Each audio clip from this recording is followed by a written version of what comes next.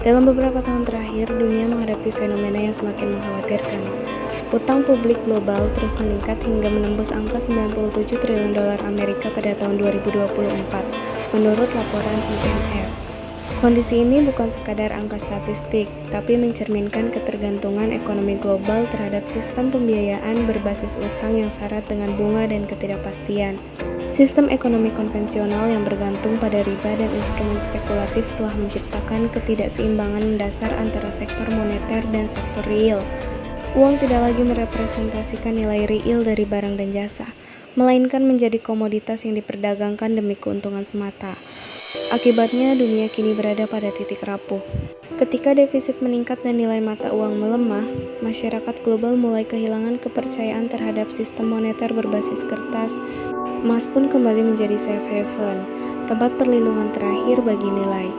Bahkan, pada pertengahan tahun 2025, harga emas dunia menembus $2.500 per ons, sebuah rekor baru yang mencerminkan krisis kepercayaan terhadap mata uang fiat. Dalam konteks ini, ekonomi Islam menawarkan paradigma alternatif yang berakar pada keadilan, keseimbangan, dan nilai intrinsik. Islam menolak praktik riba karena menciptakan ketimpangan dan eksploitasi ekonomi. Sebagai gantinya, Islam memperkenalkan sistem berbasis bagi hasil musyarakah dan mudharabah serta utang tanpa bunga Qard Hasan yang menekankan keadilan dan tanggung jawab sosial. Lebih dari itu, Islam mengajarkan bahwa uang harus memiliki nilai intrinsik sebagaimana tercermin dalam penggunaan dinar emas dan dirham perak di masa kekhalifahan. Berdasarkan kajian dalam International Journal of Islamic Economics tahun 2023, sistem moneter berbasis komoditas mampu menekan inflasi dan menjaga stabilitas harga dalam jangka panjang.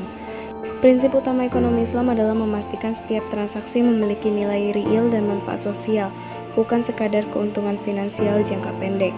Dengan demikian, keseimbangan antara sektor real dan moneter dapat terjaga, dan risiko krisis sistemik seperti yang terjadi hari ini bisa diminimalkan.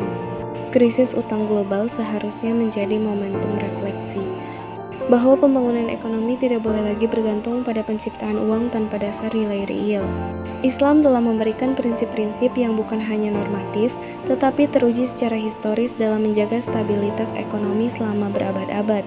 Maka, ketika dunia modern semakin terjebak dalam lingkaran utang dan spekulasi, ekonomi Islam hadir bukan sekadar sebagai alternatif moral, tetapi sebagai solusi sistemik yang menegakkan keadilan, menjaga keseimbangan, dan mengembalikan makna sejati dari nilai ekonomi itu sendiri.